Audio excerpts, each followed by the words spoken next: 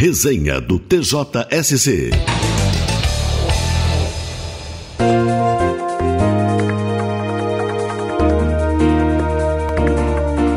Ex-prefeito de Pinheiro Preto e revenda de veículos são condenados por improbidade.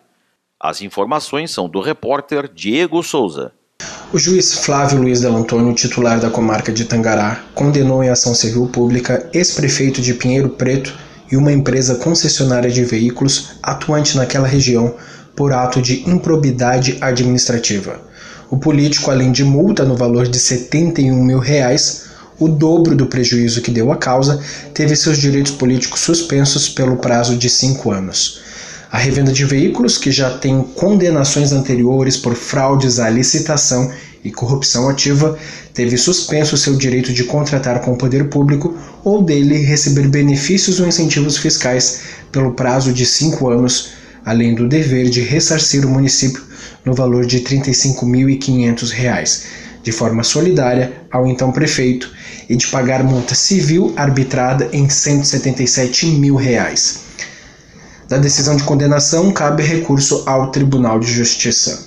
As informações são do repórter Diego Souza.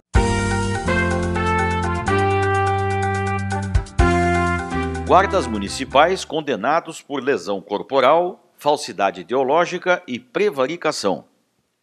A segunda Câmara Criminal do Tribunal de Justiça de Santa Catarina, em apelação sobre a relatoria do desembargador Getúlio Correia, manteve condenação imposta a 2 guardas municipais que atuam em comarca do litoral catarinense pelos crimes de lesões corporais, falsidade ideológica e prevaricação. Os fatos foram registrados na noite do dia 11 de abril de 2014, quando ambos abordaram um cidadão para averiguação sem qualquer elemento que indicasse a sua condição de suspeito. Na tentativa de imobilizá-lo, um dos guardas efetuou um disparo que atingiu o braço da vítima.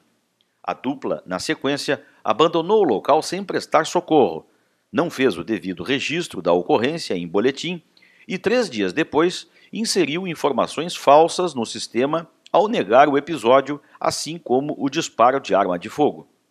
O guarda que disparou contra a vítima teve condenação mantida em 2 anos e 9 meses de reclusão, em regime inicial aberto.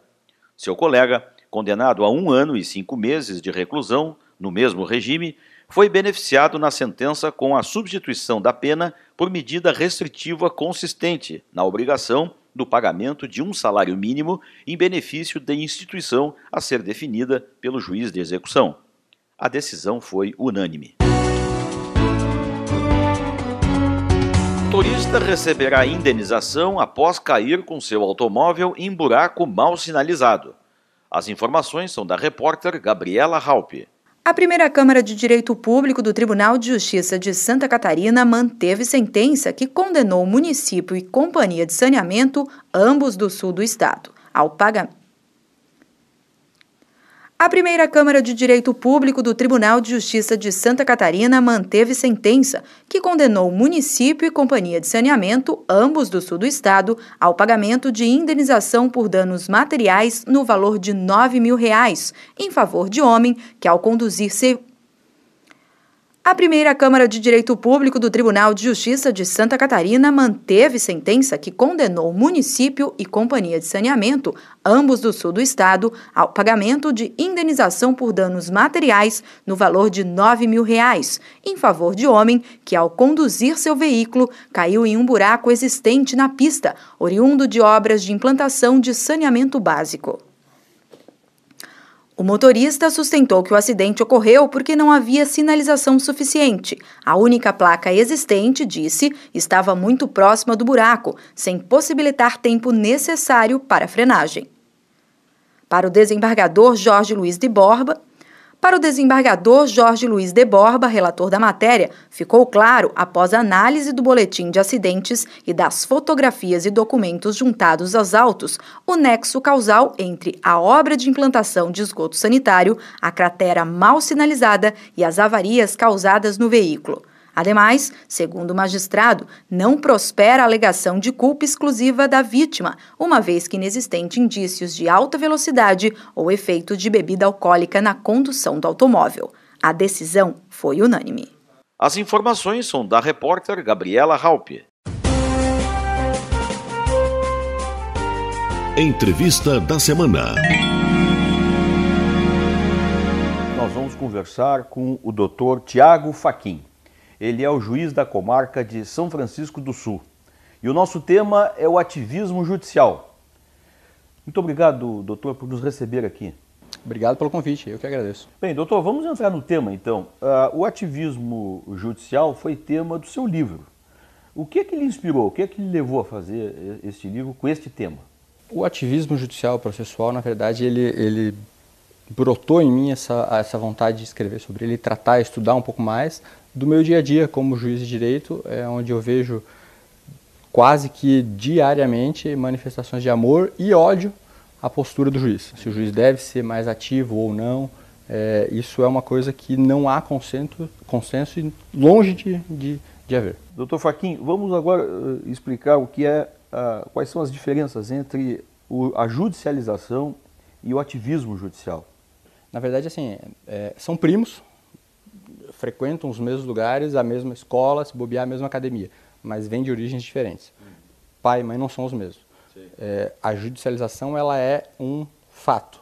Ela decorre do contexto brasileiro hoje, ela trata da provocação do judiciário, do Estado juiz, por meio do processo, de um procedimento, né, onde é requerido que ele se manifeste sobre algo e ele não pode declinar essa necessidade do Estado juiz responder, dentro do processo, por meio da sentença, algo que foi chamado.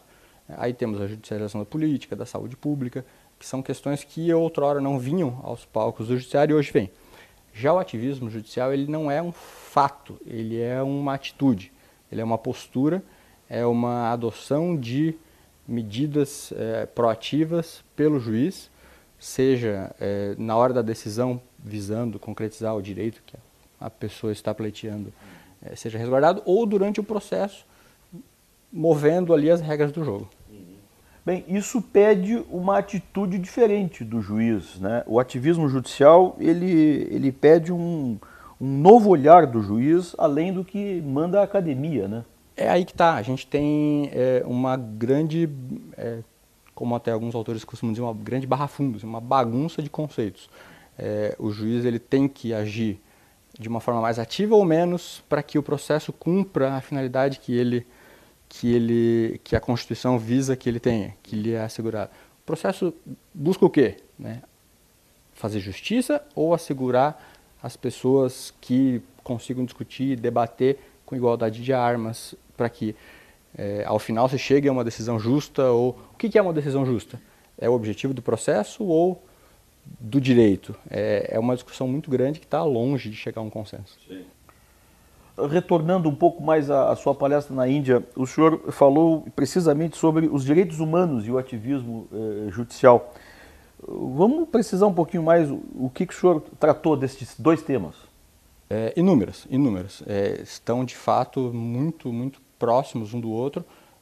Por quê? Porque cada vez mais nesse mundo atual nosso, dentro do nosso dia a dia contemporâneo, a gente vê abusos de direitos, seja por parte de políticos, por parte de gente que a gente não esperava, pais, de toda forma. E aí o que se espera que seja feito, né, dentro de um contexto bem popular, bem prático, em linguagem bem simples? Que o juiz resolva. Não é nem que o juiz mande prender ou mande soltar, que o juiz resolva. O juiz é o novo salvador dos problemas e das mazelas de toda sorte. Isso é o que se vê, se pede, mas talvez não seja de fato o que se espera.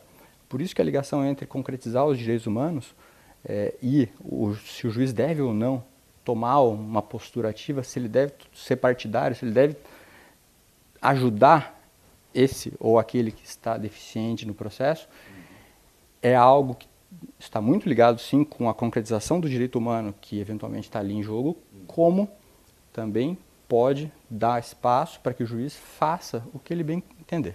Em nome desse direito humano, em nome de fazer o bem, em nome de realizar alguma coisa, ele tem um espaço de manobra sem precedentes. No Brasil, o ativismo judicial está aprendendo muito. No mundo, o senhor diria que país, em que lugar do mundo o ativismo judicial já está bem desenvolvido? É complicado responder essa pergunta de uma forma clara e objetiva, de acordo com o que tu me perguntou mesmo. Por quê? Porque eu acho que a gente tem, sim, uma aplicação e um crescimento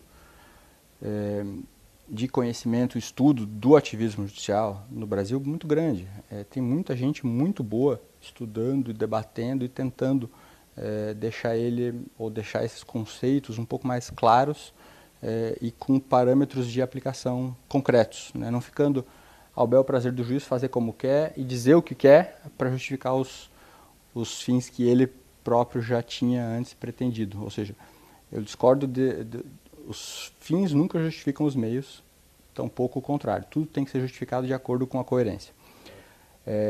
Mas um dos países que me parece tem evoluído muito dentro da coerência e dentro de uma construção gradual, bota um tijolinho, depois vai para o próximo e fica uma coisa coerente, sem o judiciário é o superpoder e os outros dois lá embaixo, ou não, uma coisa de fato equilibrada a Alemanha, onde, por meio do qual eu pude participar e presenciar algumas decisões, alguns julgamentos, onde os juízes eles eram demandados a resolver questões que traziam negativas de aplicabilidade ou de asseguramento de direitos humanos, e eles deveriam, ou eles foram demandados a adotarem uma postura mais ativa, ou serem mais proativos, o que não era da sua tradição até então.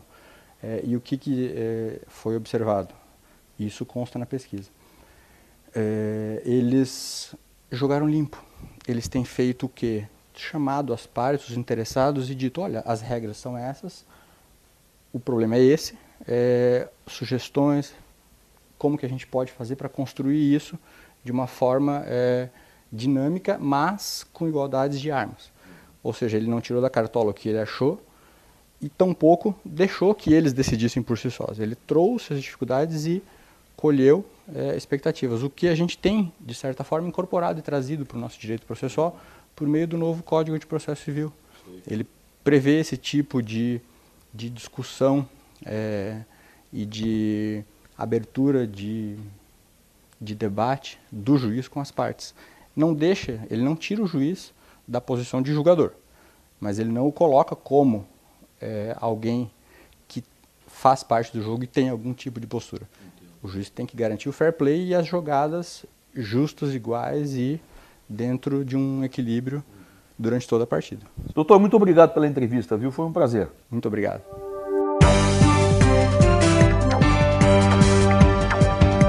Concurso público para ingresso no Judiciário de Santa Catarina segue em organização pela Fundação Getúlio Vargas. As informações são do repórter Diego Souza. O desembargador Moacir de Moraes Lema Filho, primeiro vice-presidente do Tribunal de Justiça de Santa Catarina, diante do interesse público que o tema desperta, esclarece que a Fundação Getúlio Vargas foi contratada e executa neste momento os trabalhos de planejamento e organização do concurso público para o provimento de cargos do quadro pessoal no âmbito do Poder Judiciário. O desembargador esclarece que, concluídos os procedimentos administrativos, terá início em breve a execução dos serviços referentes ao certame e a publicação do edital. Mais informações sobre o concurso público, as vagas e a remuneração serão divulgados no edital, que será disponibilizado no site do Tribunal de Justiça, tjsc.jus.br/concursos, e no site da Fundação Getúlio Vargas, fgvprojetos.fgv.br/concursos. As informações foram do repórter Diego Souza. Corregedoria do Tribunal de Justiça demonstra otimismo em renovação contratual para coleta de DNA em audiências. As informações são da repórter Gabriela Halpe. O desembargador Henri Petris Júnior, corregedor-geral da Justiça do Tribunal de Justiça de Santa Catarina, participou nesta semana de reunião na Casa Civil do Governo do Estado para tratar da renovação do convênio para a continuidade do programa de DNA em audiência em Santa Catarina. O Prodinasc, como é conhecido, tem o intuito de coletar o material genético ainda durante as sessões de audiência de investigação de paternidade. O prazo do convênio, que já funciona há 10 anos, terminou no início de fevereiro, mas as partes envolvidas demonstraram interesse em manter o programa e darão continuidade aos trâmites necessários para a sua renovação junto à Universidade do Estado de Santa Catarina, a UDESC. As informações foram da repórter Gabriela Haupt. Presidente reúne Conselho Técnico da Academia para definir plano educacional do Tribunal de Justiça de Santa Catarina. O Conselho Técnico Científico da Academia Judicial, do TJ Catarinense, realizou nesta semana a sua primeira reunião de 2018. O encontro promoveu o alinhamento dos projetos de formação educacional da Academia às principais metas institucionais da atual gestão do Tribunal de Justiça. O presidente do TJ, desembargador Rodrigo Colasso, reiterou na oportunidade a disposição da administração em privilegiar ações de incremento tanto da atividade fim da instituição quanto das atividades desenvolvidas no primeiro grau de jurisdição. Foram anunciadas cisões, fusões e inovações em seu organograma, que passará a contar 4 novas diretorias.